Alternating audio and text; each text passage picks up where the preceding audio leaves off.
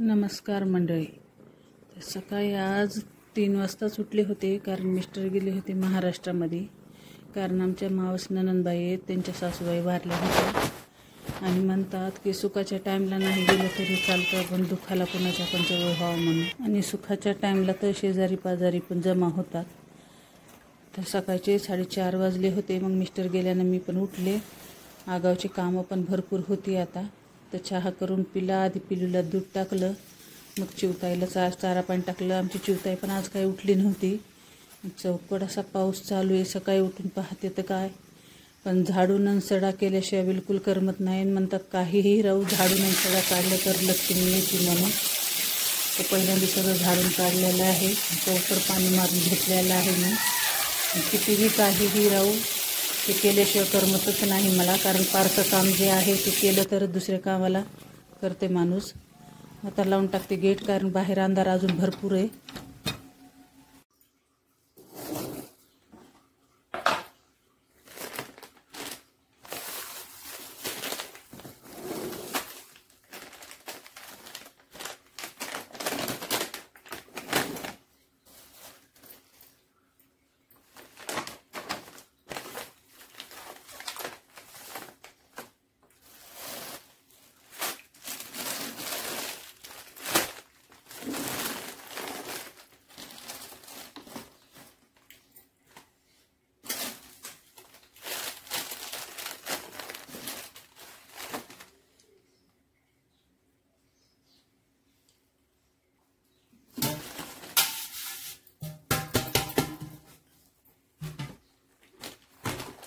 चला मंडळी, आता त्याच्यामध्ये ठेवायचं पुरे आपल्याला ड्रायफ्रूट. हे सगळं सामान एकत्र झालं तर खूप दिवसापासून. आणि एका ठिकाणी ठेवलं की आपल्याला घ्यायला पण सोपं.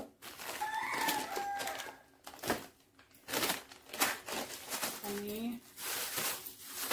हे आहे थोडंसं खोबरं, ते लागतं घरात. खूप ठिकाणी असं थोडं थोडं सामान जमा झालं होतं. आज सगळं एकत्र व्यवस्थित खायचं आहे मला. आणि ह्याच्यात पण खारीक आहे, ह्याच्यात बी खारीक आहे. आणि टाईमला काहीच बसत नाही. आता श्रावण महिन्यामध्ये पूजा बिजा भरपूर राहतात.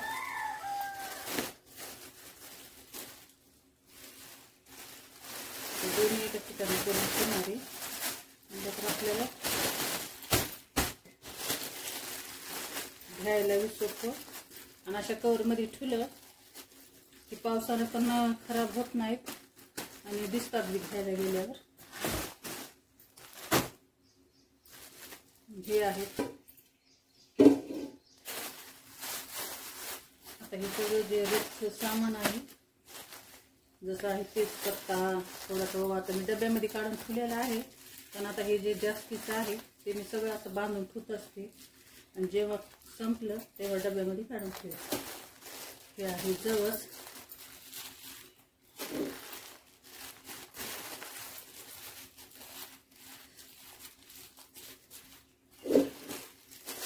मेथ्या,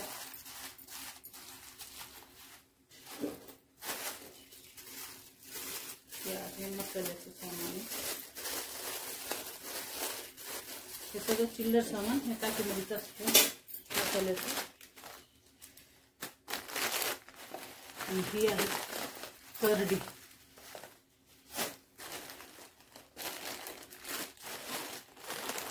ही आहे खांड म्हणतात त्याला, एकदम साखरेच्या टाईपचं असतं.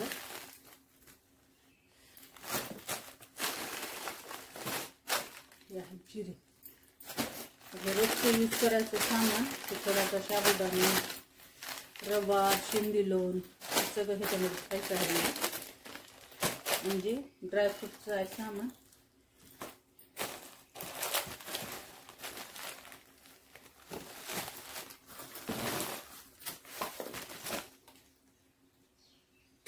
हे आहे गव्हाचा रवा जाडसर, जे पूजेसाठी दर शुक्रवारी मी खीर करून खाते ना त्याच्यासाठी.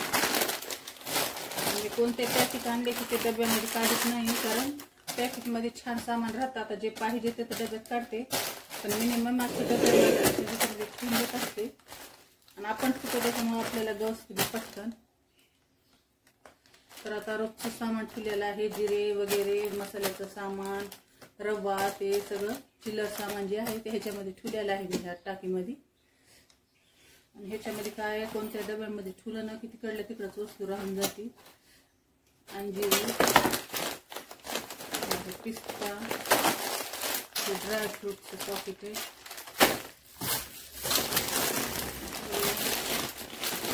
हे आणलेले जाडचं पोहे, कुणी आणलेले तर लागते तर. हे आहे राजमा पाकिट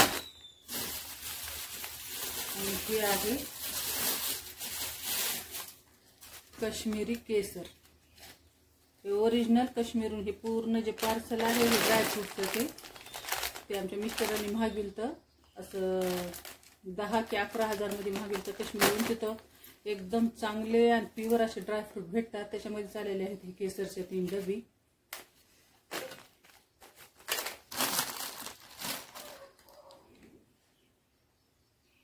हे सगळं ड्रायफ्रूटलाच केलेलं आहे डब्यात. आता याच्यामध्ये सगळे ड्रायफ्रूट पॅकेट असे ठेवून देणार आहे.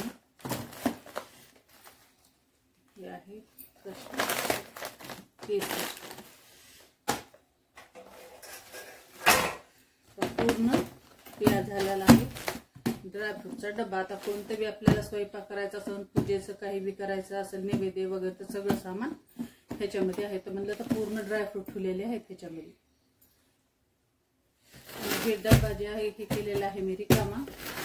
सगळं किराणा सामान ह्याच्यात भरलेलं आहे आणि ड्रायफ्रूटचं सामान ह्याच्यामध्ये भरलेलं आहे. म्हणजे तर रोजचं घ्यायचं आपल्याला सोपं जातं. आणि सगळं काय काय नाही ते आज पाहिलं, त्याच्यामुळं आता लिस्टमध्ये काय काय नाही आणायचं, त्याच्यामुळं आज सगळं बघितलं होतं.